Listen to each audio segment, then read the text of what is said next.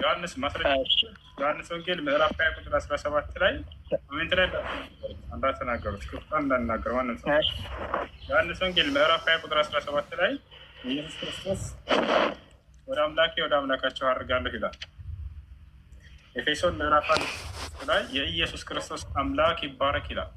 ኤፌሶን ምዕራፍ 1 ቁጥር 17 ላይ የኢየሱስ ክርስቶስ አምላክ ይባረክ ይላል። ማን ኢየሱስ ክርስቶስ አምላክ?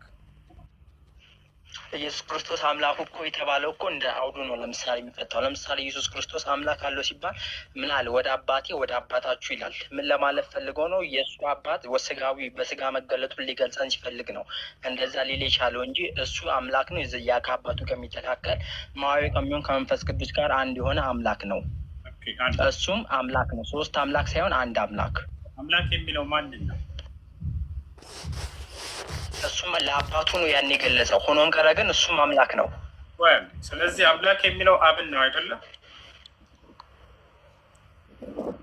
አባቱ አብን አምላክ ነው፣ አንድ አምላክ ነው። እሱ ግን ኢየሱስ ክርስቶስ የአብ አምላኩ ደግሞ አምላክ ነው አይደለም? አብ ብዬ አልጠየቅኩም። የኢየሱስ ክርስቶስ አምላክ ማን ነው? በዚህ ወደ መሰረት አምላክ የሚለው ኢየሱስን ማንን ነው? ኢየሱስ አምላክ የሚለው ማንን ነው? አምላክ የለውም። አባቱ ወደ አባቱ ነው ጸሎት የሚጸልየው። አምላክ የሚለው ማንን ነው? ኢየሱስ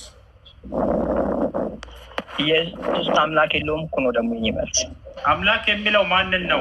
አምላክ ይላል አይደለም? ኢየሱስ ክርስቶስ እዛ ላይ አባቱን እየጠራ ነው ያለው። አባቱና ክርስቶስ ነው ሳይሆን ጥያቄ አምላክ የሚለው ማንን ነው? እግዚአብሔር አብን። ጎበዝ። ስለዚህ እግዚአብሔር አብ ለእግዚአብሔር ወልድ አምላኩ ነው። አምላኩ አይደለም።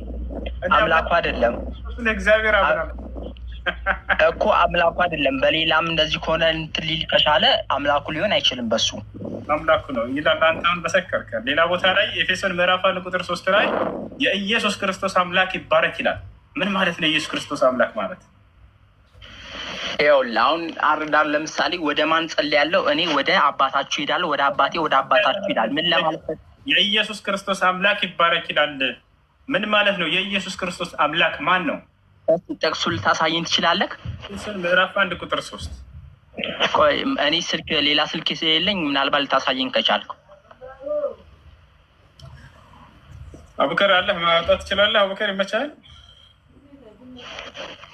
ሰላም አለይኩም። ወአለይኩም ሰላም ወራህመቱላህ። ይመቻል። ምን ልክፈትላችሁ?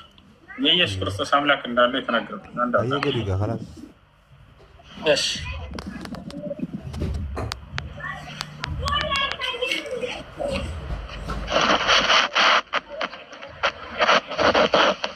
ኤፌሶን ምዕራፍ 1